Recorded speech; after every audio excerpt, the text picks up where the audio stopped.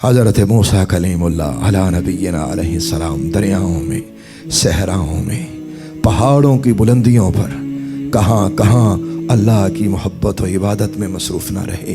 کوہ طور کی طرف جا رہے ہیں اور جاتے جاتے اللہ تعالیٰ سے عرض کر رہے ہیں، یا اللہ تو مجھے کیوں نہیں ملتا، یا اللہ تو مجھے کیوں نہیں ملتا۔ بعض لوگ یہ سوال کرتے ہیں کہ جی یہ تو صبر کا معاملہ ہے، لیکن ان کو کون سمجھائے۔ اور میاں محمد صاحب فرماتے ہیں نا کہ عشق کے اندر صبر نہ رچدا، سورج میل نہ لگدی، سکارون نہیں کر سکدا پردہ پوشی اکدی۔ وہ کہتے ہیں کہ جس طرح آگ کے سامنے روئی کی دیواریں نہیں ٹھہر سکتی، ایسے ہی عشق بھی صبر ہوتا ہے، اس کی تڑپ ہوتی ہے، اس کی تپش ہوتی ہے، اور جیسے سورج کو کبھی میل نہیں لگتی، ایسے کبھی عشق میں صبر نہیں ہوتا۔ تو حضرت کلیم اللہ علیہ نبینا علیہ السلام، یا اللہ کب ملے گا؟ ندا آئی، کلیم اللہ تو جہاں دل سے ہمیں چاہے گا، ہمیں کوئی مکان کی قید ہے؟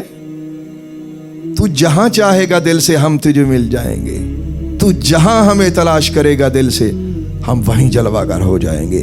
اللہ اکبر۔ حضرت کلیم اللہ نے یہ سننا تھا تو سجدے میں گرے، اور اسی وقت ان پر خاص تجلیات کا نزول ہو گیا، اور پھر کوہ طور کی داستانیں چلنا شروع ہو گئیں۔ تو میرے بھائیو، سچ ہے وَإِذَا سَأَلَكَ عِبَادِي عَنِّي فَإِنِّي قَرِيبٌ أُجِيبُ دَعْوَةَ الدَّاعِ إِذَا دَعَانِ۔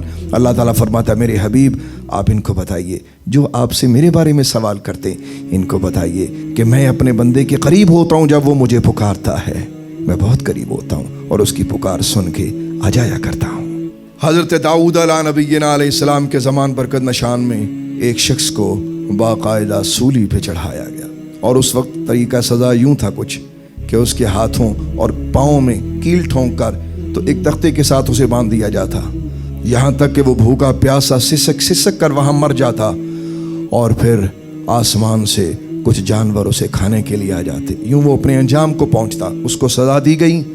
سب لوگ عشاء کے قریب یعنی کہ رات کے ٹائم اسے سولی پر چھوڑ کر چلے گئے۔ اس نے اپنے جھوٹے خداؤں کو پکارا، ایک ایک کر کے جتنے خدا تھے سب کو پکارا، لیکن کوئی نہ آیا۔ پھر دل میں خیال ہوا کہ ایک بار رب داؤد کو پکار کے دیکھ۔ یہ دل میں خیال آنا تھا کہ حضرت داؤد علیہ السلام کے خدا کو پکارا، کہنے لگا اے داؤد کے رب تو ہی میری مدد کو آ جانا، تو ہی میری مدد کو آ جا، مجھے اس تکلیف سے نجات دے۔ یہ کہنا تھا، اللہ کی یہ شان ہے۔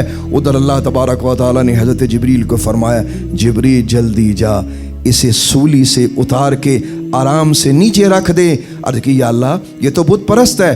ارشاد ہوا کہ جبریل اگر آج ہم نے اس کی مدد نہ کی تو صنم اور صمد میں فرق مٹ جائے گا۔ اسے پتہ ہونا چاہیے کہ جھوٹا خدا کبھی نہیں آتا اور سچا خدا ہمیشہ اپنے بندے کی مدد کے لیے آ جایا کرتا ہے۔ اللہ اکبر۔ حضرت جبریل علیہ نبینا علیہ السلام نے اسے اس سولی سے نیچے اتارا۔ جب وہ لوگ صبح آتے ہیں تو دیکھا کہ سولی خالی ہے اور وہ شخص عبادت الہی میں مصروف ہے۔ عرض کی یا اللہ یہ کیا ماجرا ہے؟ حضرت داؤد علیہ السلام کو غیبی القاء ہوا، پیارے سچ یہ ہے کہ اس نے تمہارے ذریعے سے مجھے پکارا تھا، اس نے حق کو قبول کر لیا تھا اور یہ میری مدد چاہ رہا تھا، تو آج میں نے مدد کر کے بتایا کہ جو سچے دل سے مجھے پکارے میں ان کے دکھوں کو مٹا دیا کرتا ہوں۔ تو میرے بھائیو، اگر محبت سچی ہو تو پھر کوئی چیز رکاوٹ نہیں بنتی، پھر اللہ کا کرم اور فضل انسان کی دستگیری کرتا ہے۔ آؤ اپنے رب کو سچے دل سے پکاریں۔